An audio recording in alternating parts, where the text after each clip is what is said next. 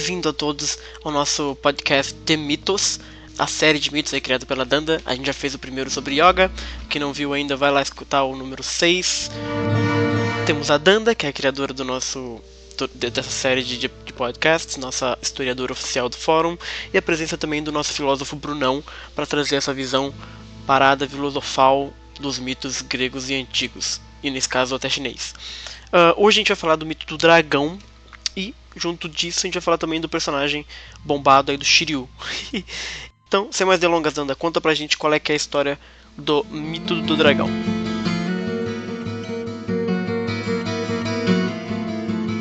Então estamos a falar da constelação do dragão, né? Ou serpente, porque no caso é serpentiforme, não é?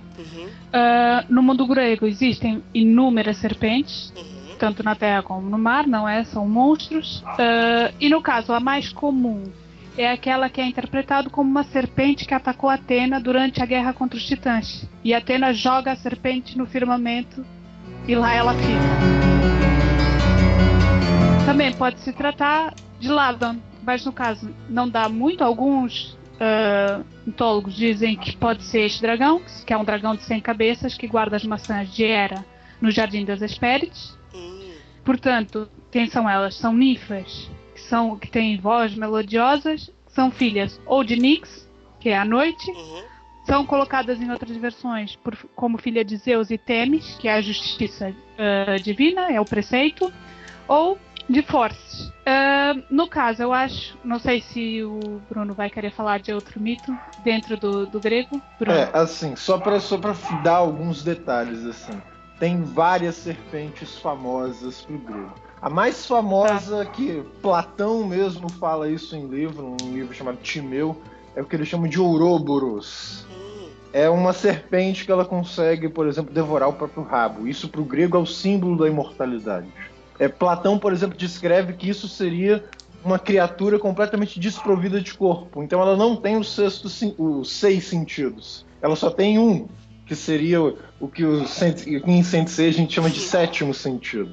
Interessante. E mais, assim, a palavra dragão, por exemplo, em grego, drakon, significa serpente, grande ser, grande serpente do mar. Mas assim, essa raiz drak, de drakon, ela é relacionada com o olhar, ela é relacionada com a visão. Derkerstai, por exemplo, em grego, é ver claramente. Uma pessoa que, por exemplo, consegue delimitar exatamente as coisas com o olhar, que consegue separar joio do trigo, isso em grego é uma pessoa que olha como um dragão olha. Interessantíssimo. Existe um mito, por exemplo, também ligado a Hércules, de que as maçãs de ouro das Hespérides, elas eram protegidas por um dragão. Então Hércules ele precisa matar esse dragão. E por fim, o dragão ele também é associado com o filho mais terrível que Gaia teve, que foi o Tifeu. Que inclusive era representado por um dragão, não era não? Sim, como um dragão absolutamente monstruoso, né? Mais ainda um dragão. Não tem nada de bonito no Tifeu. Bom, voltando um pouquinho na sua primeira versão, Danda, que Sim. Você falou da serpente que ataca Atena na Batalha dos Titãs, né? Exatamente. Essa é a batalha que eles se revoltam contra o pai. E aí a titanomaquia, exatamente. Porque, assim, uma coisa que veio a retirar muito foi o renascimento, não é? Da ideia original. O que é que vai diferenciar os titãs dos olímpicos, não é? Os titãs são sempre serpentiformes. Tirando Temis, a maior parte são sempre serpentiformes. Para os gregos, por exemplo, um centauro, não é? Que é metade homem, metade animal, é porque ele não controla os instintos dele. Então, todo ser que não controla, não tem aquele ímpeto, né? E age com o instinto, é sempre serpentiforme.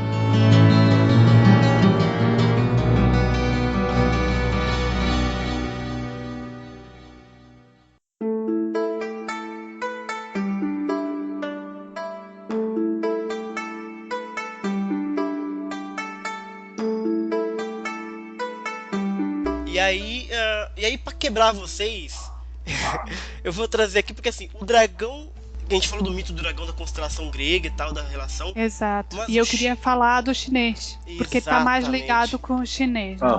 Exatamente. Portanto, porque o Shiryu é mais o dragão chinês, é mais o Shenlong. Exatamente. Ou seja, sabe-se que inicialmente foram criados 4 animais sagrados, não é? Na China, convocados por Pan Ku, que é o deus criador, que participam na criação do mundo, não é?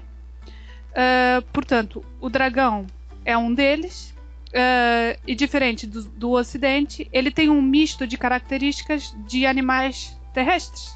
Ou seja, ele tem um olho de tigre, um corpo de serpente, as patas de uma águia, o chifre de um veado, as orelhas de boi, e representa a energia da água, ou seja, da transformação, da sabedoria e do próprio império. Portanto, é um símbolo auspicioso. Uhum. Eu tenho uma história chinesa sobre dragões. Eu tive um pouco de chance de estudar um pouco de pensamento chinês assim na graduação e no mestrado. Assim. O dragão pro chinês, um dragão ele não nasce dragão pro chinês, segundo essa história que eu vi. O dragão ele nasce como um peixe. E esse peixe se transforma em dragão depois que ele completa uma saga. Ele precisa nadar contra a correnteza, rio acima, até chegar à foz do rio. Até chegar à nascente no rio. Assim, a nascente para o chinês tem essa coisa de símbolo, onde tudo começa, onde a vida brota, o lugar mais nobre, mais bonito, mais poderoso que existe. É depois que você completa essa saga que a carpa, o peixe, pirralho, fraco, se transforma num dragão. E claro, muitos não sobrevivem, eles não aguentam nadar contra o rio, eles são pegos por predadores, etc. Mas os que conseguem se convertem em dragão.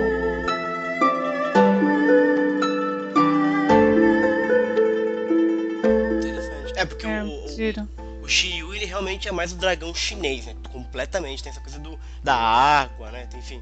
Mas exatamente. O que tá na estrela é a estrela, são os gregos, né?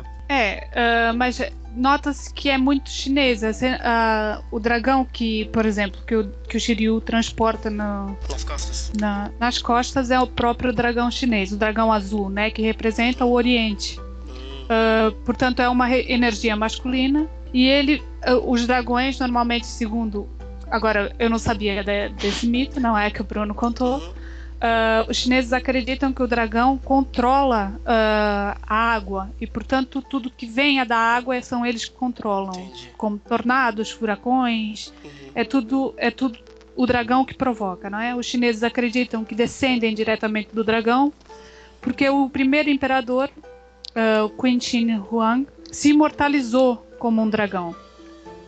E todos pensam mais ainda, tem uma história assim, para marcar qual foi a importância do dragão para esse imperador conseguir fundar o Império Chinês. Assim. Ele teria observado um dragão desenhar o contorno do Império Chinês no chão. Então, assim, ele estaria observando, obedecendo assim, aquela forma que o dragão mostrou a ele. E com isso ele fundou o Império. São acho que dois animais fundamentais que ele observou. Um dragão negro e uma tartaruga. Ele pegou uma tartaruga, virou ela assim e achou também o desenho do Império na barriga dela. Exato. E é muito engraçado os 4 dragões reis, não é? Que é aquele que parece o dragão nas costas do Shiryu, não é? Que é o que representa a China do Leste. Eles representam, portanto, os 4 pontos: o sul, o leste, o ocidente e o norte. No norte, no caso, é engraçado, com uma ligação, agora que nós falamos do yoga, né? Com o lago Baikal, que é o lago onde afunda provavelmente o barco da mãe do yoga. Você jura? Sim. Porque é o sul da Sibéria, não é? É um lago que tem 636 quilômetros de comprimento e 80 de largura. Portanto, eles representam como um mar. É um lago, mas eles veem como um mar. E também há o caso do rei Wu Yun, né? Que é, durante várias dinastias, ele ficou conhecido como Rei Dragão por ter efetuado várias obras hidráulicas, ou seja, de domesticação do mar, de forma a ajudar nas produções do Império. Mas só para insistir um pouco também nessa coisa do mar, nessa coisa da água. Para o chinês, a água é talvez um dos elementos mais importantes, a ponto de que os reis, as pessoas, assim, se elas quiserem ser excelentes, se elas quiserem ser perfeitas, o Dao De Jing, por exemplo, que é uma das principais obras do pensamento chinês, ele orienta as pessoas a serem como a água é, porque a água, por natureza, ela abandona as posições mais altas e ela se dirige às posições mais baixas, assim, ela é o símbolo da humildade, por assim dizer. Da flexibilidade, né? Uhum. Ela é. Inclusive tem uma frase muito famosa do Bruce Lee sobre isso, não tem? Be water. Seja água. Seja água, né? Exatamente. Isso é o completo, uma coisa do pensamento chinês, assim, que a água, ela consegue se transformar naquilo em qualquer coisa, basicamente. Se tiver um copo, a água assume o contorno do copo. Verdade. Se tiver uma jarra, a jarra assume o contorno da jarra, assim. Ela não força a barra. Sim, ela se adapta, ela se transforma. Exato. É por isso que pro chinês a água é um símbolo, assim, de modelo ético, é um símbolo de como o governante deve se comportar. Não precisa nem dizer muito, só falar, tem que ser como a água. Sim. É engraçado, os nomes não é em chinês, o dragão é Long, não é? Em coreano é Yong, e no japonês é Ryu. Ryu? Não é? É, Ryu. Olha aí, já tem o Shiryu. Correto? Inclusive, eu tô começando a respeitar um pouco mais a Kurumada, cara, porque tem muita relação dos mitos, muito mais do que eu imaginava, né? Eu sabia que tinha uma coisa ou outra, mas tem muito mais do que eu imaginava aí, nessa sopinha do Kurumada. Eu vou te falar o seguinte, mas assim, quando eu era pirralho, assim, Sensei provavelmente foi um dos primeiros animes que eu assisti completo, assim. Antes de Sensei, eu tinha assistido Akira com 7 anos de idade. Aí beleza, assisti Sensei, gostei bastante e tal, mas depois que eu comecei a estudar mitologia, eu criei uma relação de amor e ódio com Sensei. Porque tipo assim, ódio por quê? Eu olho pro negócio e fico assim, meu Deus do céu, por que ele deixou as coisas tão simples, tão clichês assim, com um material de pesquisa tão lindo assim. Sim. Mas continuou sendo o desenho horrível que marcou a minha infância. Então acaba sendo uma relação de amor e ódio mesmo.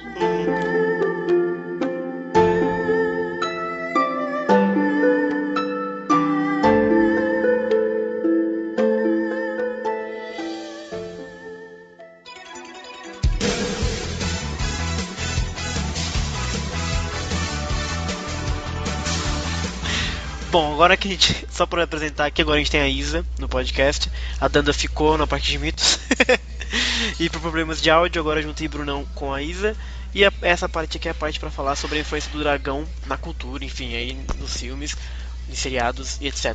Isa. Olá, olha eu aqui de novo marcando ponto no podcast.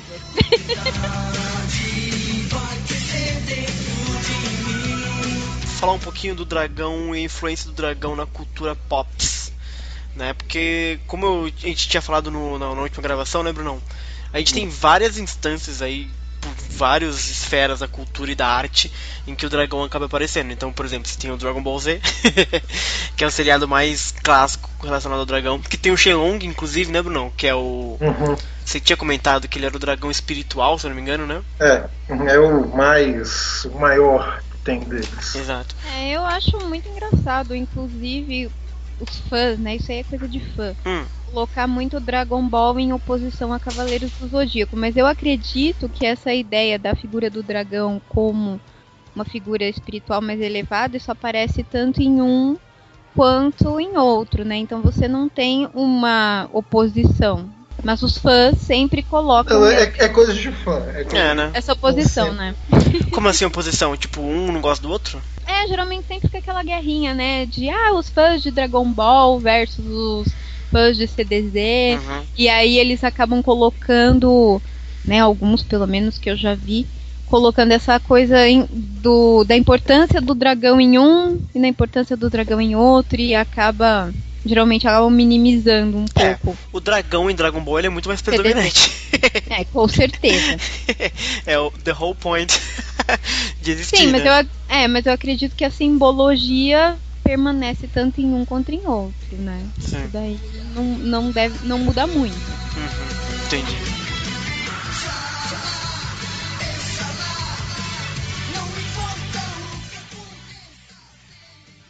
Tem outro anime que tem um dragão muito... Eu não consigo pensar em nada agora. Deve ter vários, né? É porque é muito predominante, mas famosão. Tem um que foi lançado bem recentemente no Japão, que é inspirado num jogo de cartas, tipo aquele Yu-Gi-Oh! Lá no Japão. Sim. Fui assistir achando que ia ser animezinho qualquer.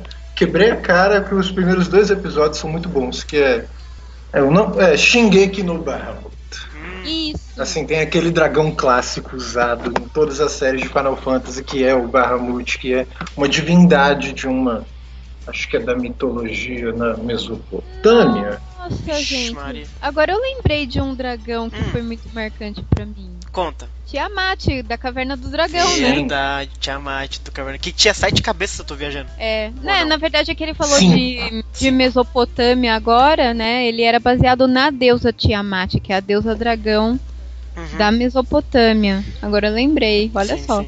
Mais uma. São 5 cabeças. E pensando em dragão ainda, um dragão que me marcou muito na minha infância e que não parece um dragão é o Falcor, de História Sem Fim, exato. Ai, ele é lindo. Verdade. Ele é um dragão, embora ele pareça um cachorro. É verdade.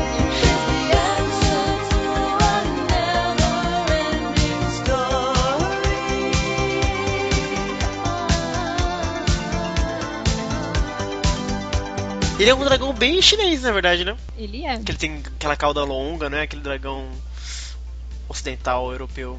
Nossa, eu tinha esquecido totalmente Né? que o Falcon é um dragão. Pois é, porque ele parece um cachorro, sei lá, esquisito, mas ele teoricamente é um dragão. Muito fofo, inclusive.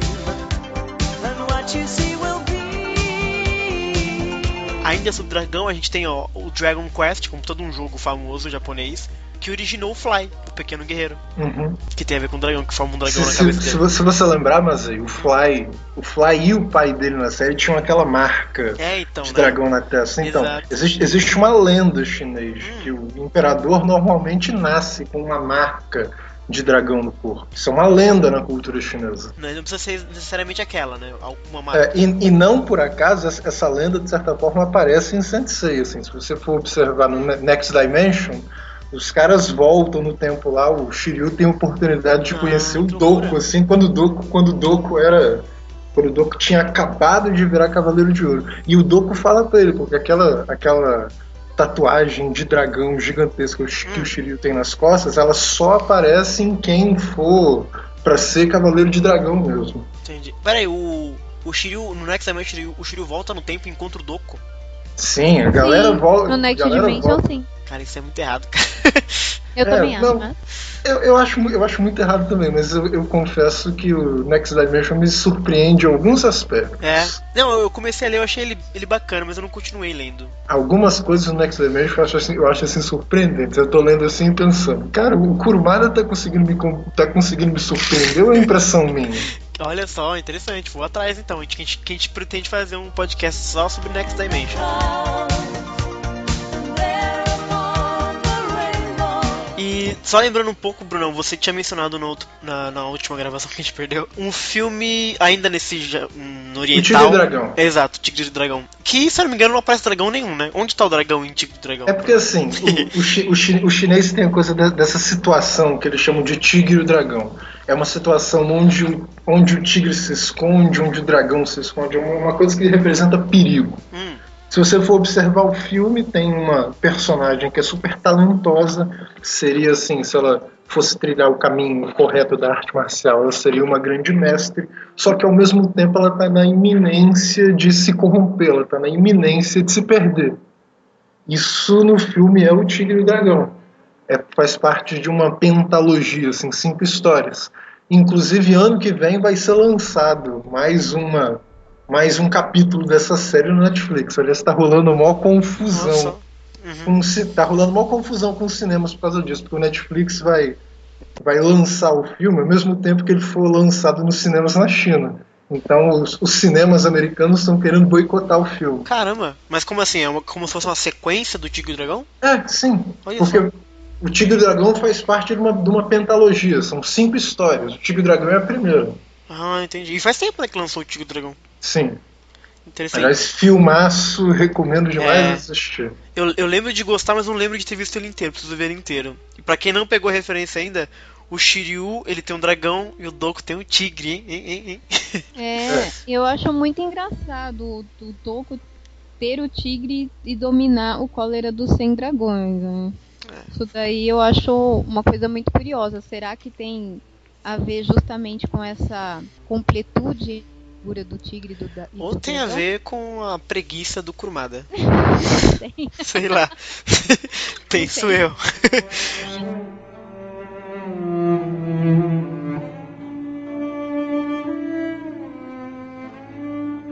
Em Changeman tinha o Change Dragon, que era o principal do Changeman, que era o vermelho.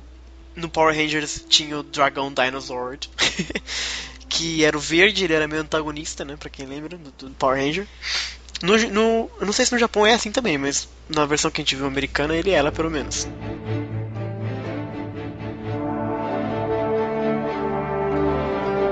A gente tá falando muito do dragão versão oriental, né, mas o dragão europeu existe isso, sei lá, mas enfim.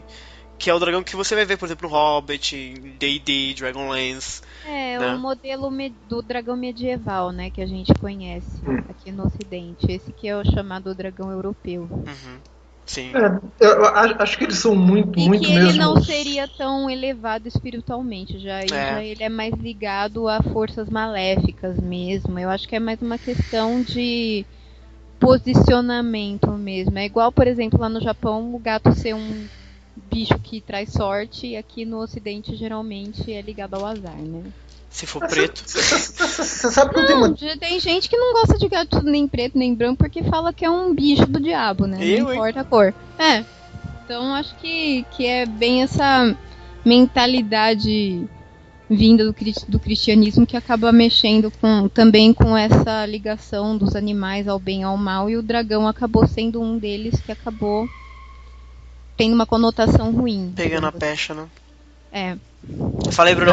Eu tenho uma pequena teoria, assim, de por que o dragão na Europa não ficou tão grande assim como é na Ásia. Isso envolve um pouco de preconceito que o europeu tem.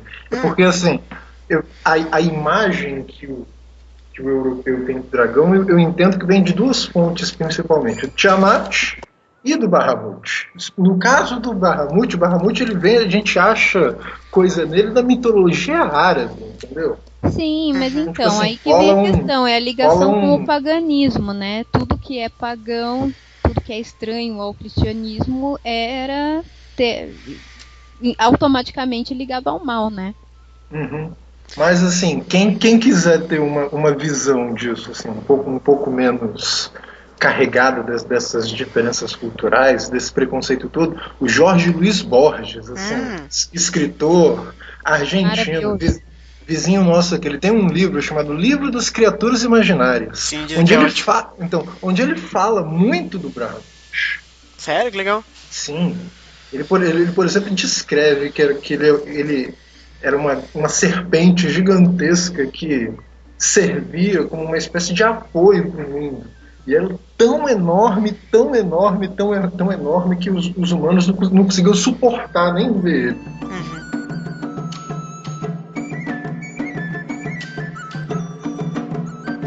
E o dragão no Brasil? Tem alguma coisa no dragão? Não tem uma revista chamada Dragão Brasil?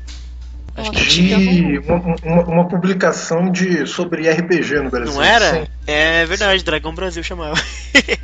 Fora isso, não lembro de mais nada com relação ao dragão. Mas tem um filme muito bom chamado Reino de Fogo. Já viram esse filme? Qual? O Reino de Fogo. Não.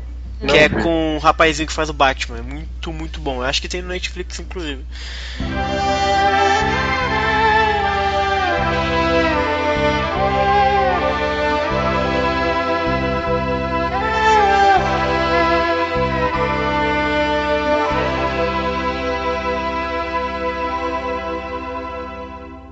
Agora a gente vai partir pra parte do dragão Shiryu, que ninguém gosta do Shiryu, a gente descobriu isso. A gente descobriu primeiro que ele é fraco, o Sagara nos ensinou que o Shiryu é fraco.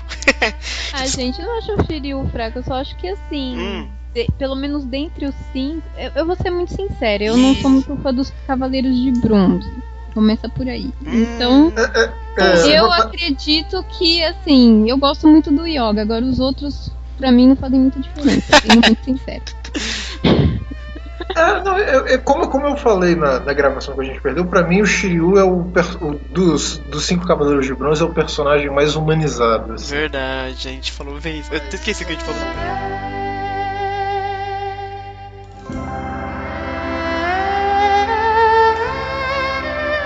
Vou passar o perfil do Shiryu pra vocês, tá bom? Só pra vocês saberem.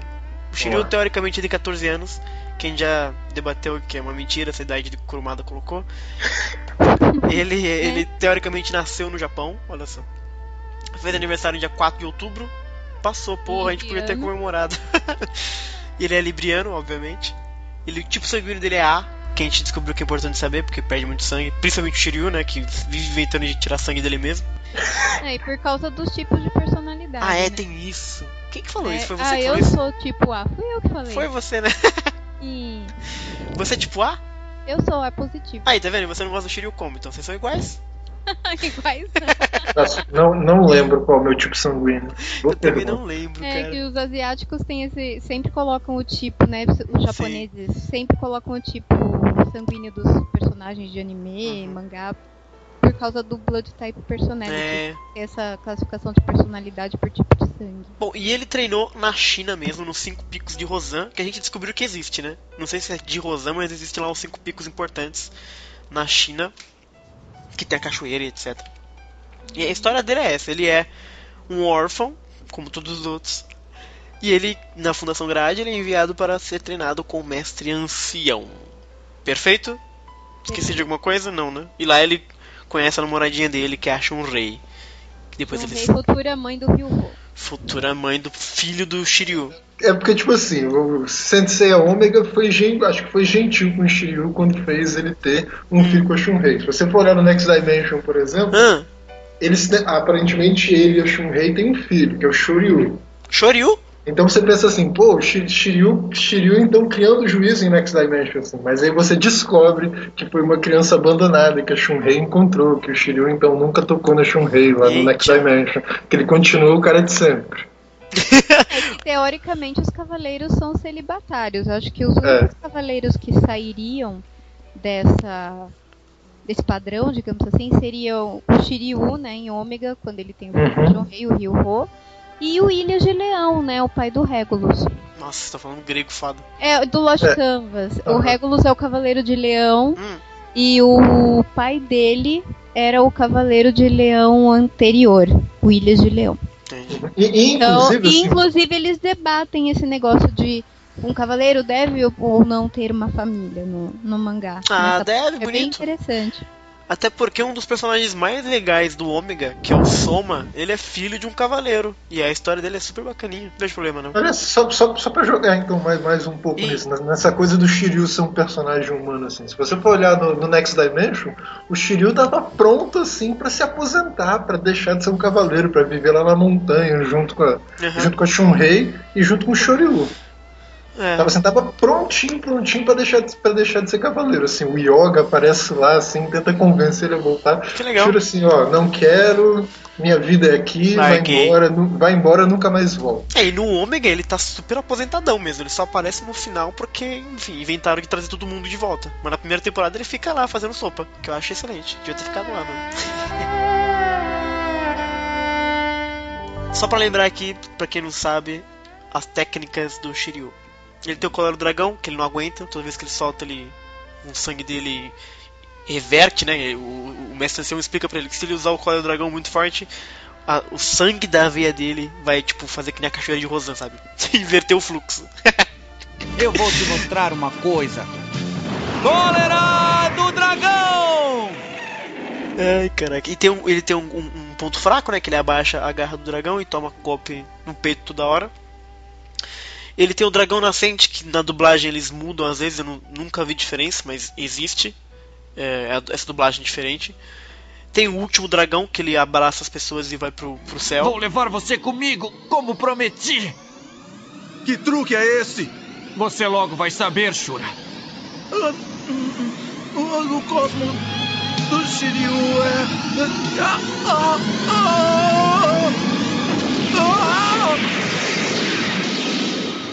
Sinto muito, eu não obedeci, mestre. Por favor, amigos, lutem e protejam a deusa Atena por mim! Tem Excalibur, que ele herdou do Shura. Observe com atenção como eu destruo a sua lança de ouro. Poderosa espada Excalibur!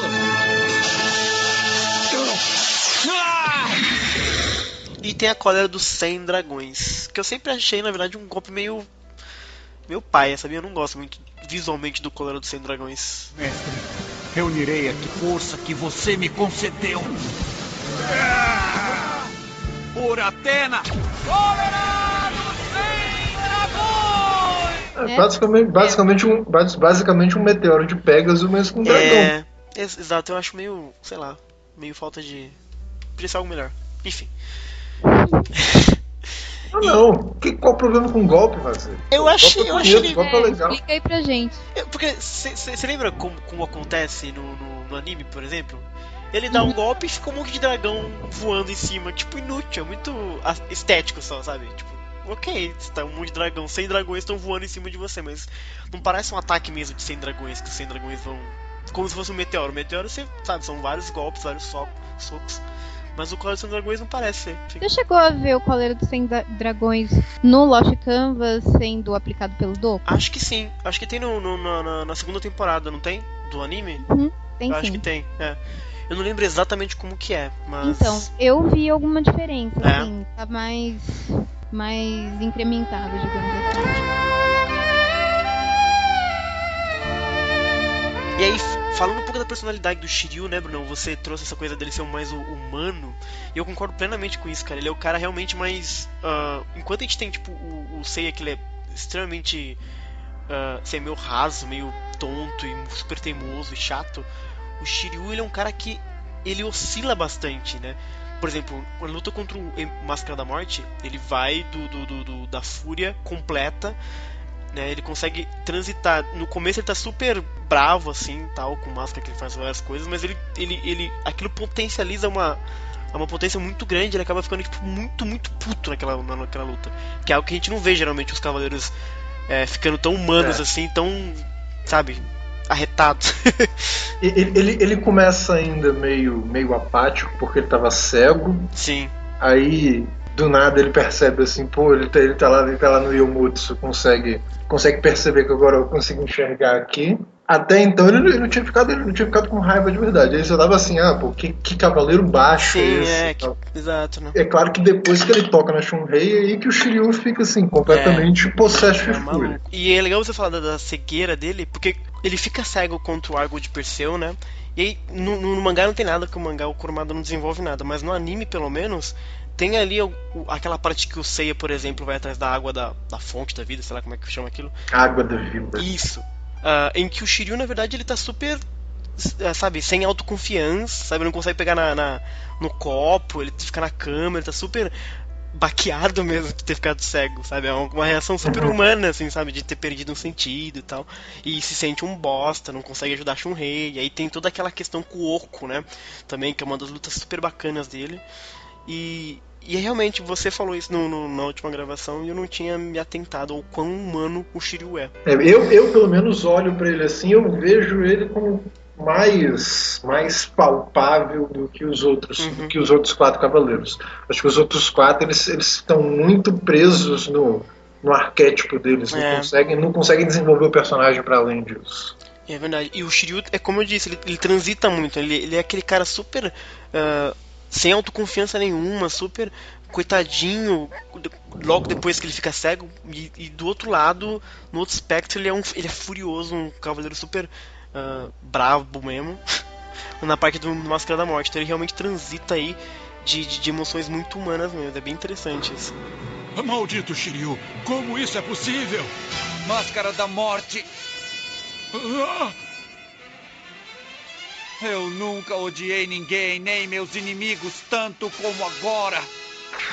Eu te odeio, maldito! Eu não tenho intenção de poupar você, nem um pouco! Não acredito! Ele estava quase morrendo, já tinha virado quase um zumbi, mas o código que sinto nele agora é tão forte que até os Cavaleiros de Ouro teriam medo dele. Você acabou com a vida de crianças inocentes, fingindo lutar contra o mal. E agora você menosprezou o coração da Shunrei, cheio de amor.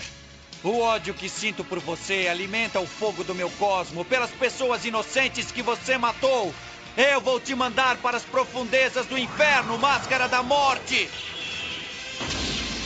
Morra! Neste momento, cada gota do meu sangue está fervendo, só para acabar com você!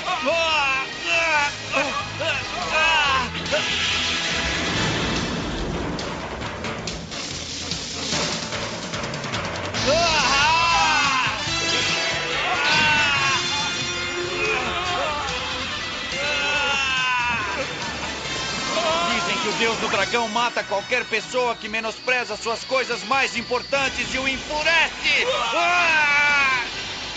Isso prova como é terrível o resultado quando se enfurece o dragão!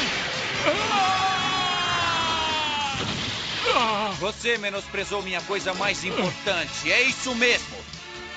Máscara da Morte, você me deixou furioso!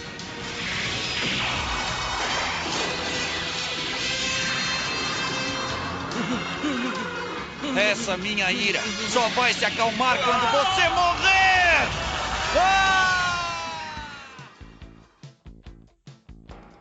Só pra comentar as lutas que ele fez na série, ele luta contra o Seiya no começo da série, que é uma luta super bonitinha, porque ele morre e o Seiya traz ele de volta. Ai, gente, a paródia disso no Vai Seiya é muito boa. Você já viu isso aí, Brunão? Não. Cara, você precisa ver, cara, é bem engraçado, cara.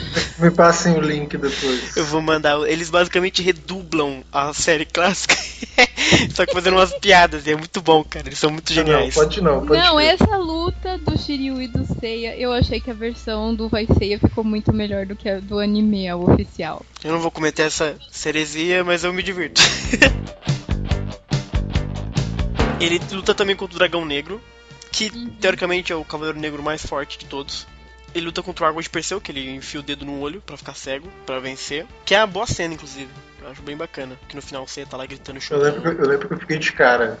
Pirralhinho assistindo isso, assim, que negócio é esse? É muito O que sangue, tá né, cara? acontecendo? E ele, o cara do nada, né? Que louco da porra.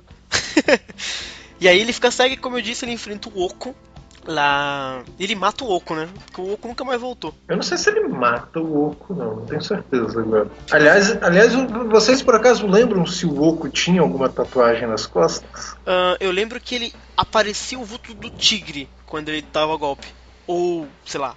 Eu lembro que ele ficou muito marcado com o tigre. Eu não sei se tem uma imagem sobre isso. Eu lembro que ele tinha um golpe assim com o tigre. Mas eu tô pensando agora no lance da tatuagem. Porque o Doku explica assim, que isso aparece em quem for o legítimo Dragão. cara pra assumir a constelação. Não, acho que ele não tinha não. Até porque o Shiryu só tinha tatuagem quando ele ficava puto e o cosmo dele aumentava e aparecia a tatuagem nele, né? Uhum. Aquela tinta invisível que só aparece com o suor dele. Aí ele luta contra o Máscara da Morte ainda cego, nos 5 picos, né? Que ele toma um pau federal. Que é aí que ele meio que decide voltar. Meio, né? Que ele tá meio naquela cegueta, tá meio triste. E aí o Máscara da Morte chega apavorando lá. E aí ele vai pro santuário, enfrenta o Máscara da Morte, como eu te disse. Que é uma cena que ele fica mega puto. Que eu acho genial. Uma das melhores partes do Shiryu na série é esse momento que ele fica enlouquecido com o Máscara. É genial porque, tipo assim, ele faz o que qualquer ser humano na situação dele faria, tá ligado? Porque todo mundo, na verdade, tá muito puto, né? Porque o Máscara da Morte, ele mata criança, mata todo mundo, tá zombando, cara, tá tipo pisando, assim, tá fazendo... Você olha pros outros personagens, quer ver? Só pra dar um exemplo. Uhum. No Next Dimension, por exemplo, tá todo mundo assim, querendo subir as 12 casas pra achar a Atena. O Shiryu, quando ele chega no lugar, ele acha o Doku assim, ó. Esquece a Atena, pô, meu mestre, o cara dá um abraço no cara, entendeu? Que legal. Os caras ficam gastando tempo ali conversando. Tipo assim, daqui 200 e tantos anos não esquece de me treinar e tal. Então assim, Mas aí, Mas aí, deixa eu perguntar, ele chega a dar um abraço no Doku, mas o Doku, tipo, quem que é esse cara cabeludo que tá me abraçando? Não, claro que rola uma briguinha inicial, porque o Doku, a princípio, não acredita que o Shiryu é o Shiryu. Mas aí depois o Shiryu, assim, tira a armadura, fica lá seminu, mostra a tatuagem nas costas dele. Ai, meu Deus. Então rola esse reencontro amoroso entre discípulo e mestre. Mas, tipo assim, o cara faz o que qualquer ser humano mais ou menos normal faria, tá ligado? Por isso que eu gosto dele. Os outros não, assim, o Ikki, ele tá pouco se lixando pra tudo. Exato. O Shun, ele só reclama, o Seiya, só saúde o tempo inteiro. O Yoga só cuidando do fardo dele. Então, tipo assim, o Shiryu é o mais normal. Ele é o mais verdade, né? Ele é o mais... Eu vejo ele como o mais responsável de todos, né? Sim, também. Ele ainda é o mais equilibrado, eu acredito que até pela presença do Doku e também pela Shunrei. Vamos combinar que eu acho que ele teve o melhor treinamento de todos. A única coisa que eu não entendo muito é esse lance dele sempre estar tirando a camisa, né? Que é isso que chamava atenção da mulherada. Mas é verdade, eu tô sendo honesta, assim, entregando o ouro feminino. Começou falando que não gostava do Shiryu, aí de repente ele tirou a camisa, tá todo mundo feliz. A maioria das meninas, quando falava de Cavaleiro do Zodíaco, quando eu era mais nova, era essa coisa de eu gosto daquele bonitão moreno sem camisa. Eu já falava, é o Shiryu. Tem isso também. Mas também convenhamos isso. Eu não sei se isso vem por causa do Doku, eu queria entender isso, de verdade. Mas também convenhamos que é fácil você ser o mais responsável quando você compara com o Seiya, com o Ikki, com o Yoga e com o Shun, né? Aí, até eu seria. O Shun também é fofinho, velho. Fofinho? Ele é fofinho. Sim, eu gosto muito do Shun. Também gosto bastante do Shun. Enfim, depois de Máscara da Morte, ele enfrenta o Shura, que é uma luta que eu particularmente não gosto nem um pouco. Mas você tá esquecendo que ele leva um pau do Shaka. É verdade, né? É porque todo mundo apanha do Shaka, né? Não, ele leva um pau do Shaka e do Miro. Leva um pau do Shaka, ele leva um pauzinho do Miro. Verdade, ele apanha do Miro foda também. Aí quem falou que o Miro era fraco? Era o Sagara, né? Sagara muito exigente Muito exigente. Enfim, mas ele acaba lutando com o Capricórnio, com o Shura. E... sei lá, eu não gosto muito dessa luta não. Ele acaba herdando a Excalibur dele, que ele nunca usa, só usa quando, sei lá, quando é muito conveniente usar, mas não é algo que... ele não apareceu com a armadura de Capricórnio? Não, o Shiryu aparece como Libra. Como que ele aparece com a armadura de Capricórnio? No clássico. Quando ele tá descendo da subida do último dragão, quando ele desce, o Shura veste... foi naquele episódio mesmo. Não é que eu pensava que tinha algum outro... Engraçado que eu tô relendo o mangá agora. Eu acabei de ler o mangá em que o Ikki, o Shaka pede pro Mu trazer ele de volta, né? E trazer junto o Ikki, pro Ikki poder lutar contra o Saga. E aí, o Ikki tá subindo as 12 casas e ele vai encontrando os amigos dele, né? E aí ele passa por Capricórnio e aí ele comenta assim no balãozinho: Ih, tem um cavaleiro caindo do céu. E aí é o Shiryu. E aí o Shiryu fala: não, o Ikki prossegue aí e tal, não sei o que lá, cara. O Kurumada, ele é muito raso, velho. Menor toque. Depois do Capricórnio acaba a saga de Santuário, né? E aí eu vou comentar sobre os filmes, tá? Ele enfrenta o Yan de escudo, que é uma luta super fácil, que ele acaba rapidinho. Ele tira a roupa também nessa luta. Só pra deixar claro. Ele enfrenta o Máscara da Morte no filme do Abel, que ele vence fácil também. Ele enfrenta o Yoga naquele... ele enfrenta o Yoga. O Midgar no filme Midgar, lá do... que é um... Pega pra capar. Sei lá o nome do filme. É o filme do Durval. Sim. Que é uma boa luta, cara. Ali é uma das melhores lutas que eu gosto, assim, do Shiryu, porque ele pega o Yoga não tá nem aí. E o Shiryu tá meio que tá segurando a mão, sabe? Não quer bater no amigo. Só que o Yoga não tá nem aí, quer bater nele, foda. E é uma luta bem bacana. Ele também enfrenta na saga do Poseidon o Crisal. Sim. Aquele da lança. Krishna de Crisal, que é quando ele usa o Excalibur, que é conveniente usar. Ainda antes do Poseidon, ele enfrenta o Fenrir em Asgard, né? Verdade. Que ele sofre lá uma sanguinolência nos olhos, que ele quase fica cego, mas não fica cego. E ele enfrenta também o Alberich de Megras. Que ele usa uma tatiquinha engraçada, que ele também só usou nessa luta, que é aquele esquema dele ficar paradinho, lembra? Que o Alberich usava a unidade da natureza, aí a natureza inteira toda ia atacar ele, aí o Shiryu concentrava e ninguém atacava ele. Deve ter uma coisa de buscar unidade com a natureza, assim, o cara via, a natureza entendia que ele era ela, então não tinha como ela se auto-atacar. Né? Exato, e o Shiryu conseguiu vencer o Alberich por causa disso. Ele também enfrenta o Siegfried, inclusive é ele que não que descobre, mas que enfim, que acaba dando o primeiro golpe no peito do Siegfried, que é onde é o ponto fraco dele, né, que é o mesmo do Shiryu. E aí, como você bem lembrou, ele enfrenta o Krishna de Chrysaor no tal do Poseidon. Em Hades ele enfrenta também uma galera, que eu nunca lembro quem enfrenta quem em Hades, cara. Que Hades é muita loucura. E todo mundo morre, espeta toda hora. E eu não lembro de uma luta mega uau do Shiryu, né? Na verdade, Nem eu. Ele não enfrenta um dos Kyotos? Ou tô viajando? Acho que não enfrenta. Não. Quem enfrenta? Quer ver? O Ikki enfrenta o Ikki, o Ayakos, né? O Yoga dá um último golpe final no Minos, que nos avisaram. Mas acho que o Shiryu não chega a pegar ninguém. Eu lembro que o Shiryu ele mata um dos espectros que eu acho mais escrotos, que é aquele que parece um besouro gigante. E aí depois do Shiryu em Next Dimension, ele enfrenta alguém em Next Dimension? Até onde eu vi, ele só encontra o Doku, assim. Ele encontrou o Doku, matou aquela saudade, deu aquele abraço no cara e foi em frente. Então ele matou a saudade, só Next Dimension até agora. No Ômega, ele aparece fazendo sopas na primeira temporada, que eu acho sensacional. E na segunda, infelizmente, ele acaba aparecendo mais. Ele ganha, não que ele ganha, né, mas enfim, ele acaba usando a armadura de Libra, porque o cara morreu. E ele vai pro pau e acaba matando lá uns palacitos também, junto com todo mundo. Fica todo mundo andando e matando todo mundo, enfim, é uma porcaria aquela merda.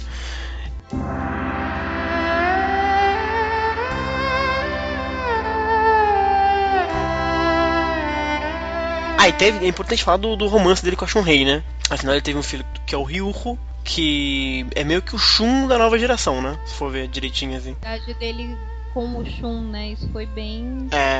Por ele ser doente e o Shun ser médico, então eles fizeram bem essa... Sim. Inclusive rola a piada do Shun ser o pai verdadeiro dele, né? Você jura? Sim, todo mundo fala que ele é a cara do Shun. Meu Deus, cara. Rola. Que Você nunca viu esse tipo de piada nos grupos? Não, cara. Nas páginas de Cavaleiros, Caraca, todo mundo fala que tem várias dessas, não tipo... acredito. Você tá dizendo então que a Shunrei teve um caso com o Shun e o Shiryu é Cornelius? Meu Deus do céu, eu não imaginava que a fofocaiada do CDZ era tão profunda, cara. Tem todas as páginas de zoeira de CDZ isso. Não acredito. Opa, isso é o Shiryu se guardando pro seio. Mas é mancada isso, né? Porque o Shiryu é cego, pô. Que cuzão. Enfim. Aí, tem um negócio no Ômega também, que é a Paradox. Ela é apaixonada pelo Shiryu, não é? Sim.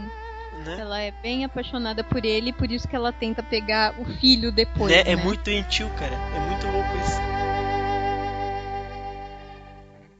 Algo mais do Shiryu a acrescentar, senhores?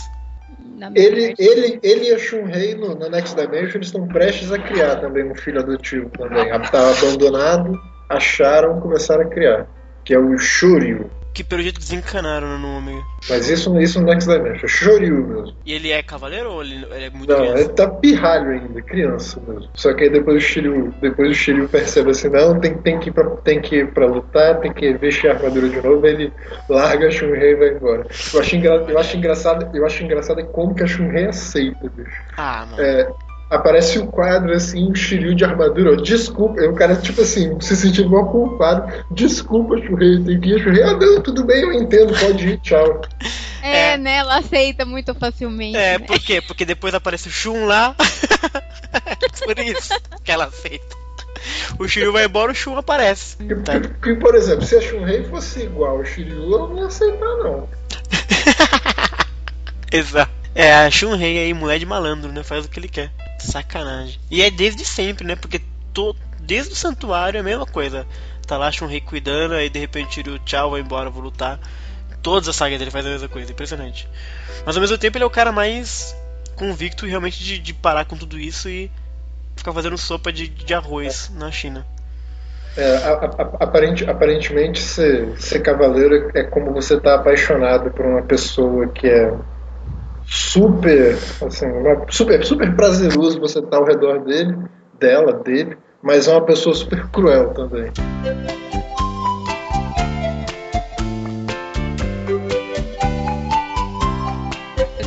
Mas vocês sabem, assim, pelo menos na literatura chinesa, quando você for ler os xiás da vida, assim, o gênero dramático chinês que é voltado para a arte marcial, existem técnicas, assim, por exemplo, que são voltadas para inverter o fluxo de sangue no corpo de uma pessoa. Então, é o Cólera do Dragão. Para matar a pessoa instantaneamente, assim, tem umas coisas... Não, você diz assim, tipo, eu fazer em você para o seu fluxo inverter?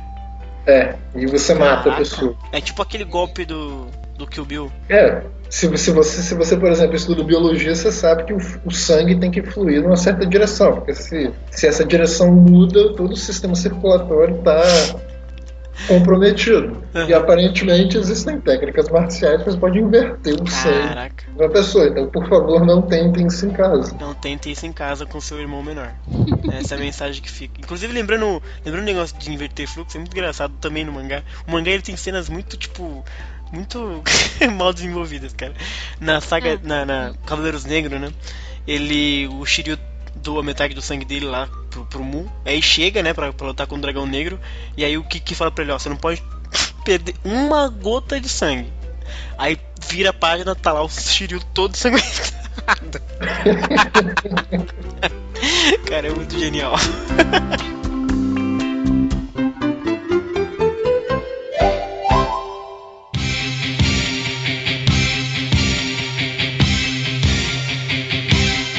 No céu uma constelação escolherá um vencedor, brilhando não se extinguirá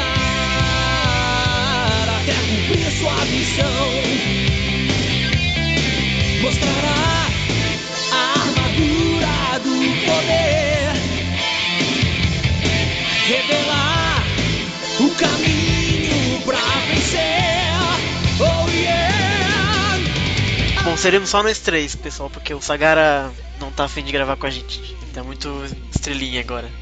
Sério? Ele sempre fica, eu quero gravar, não quer mais? Pois é. Geladeira. Geladeira nele. É o resultado.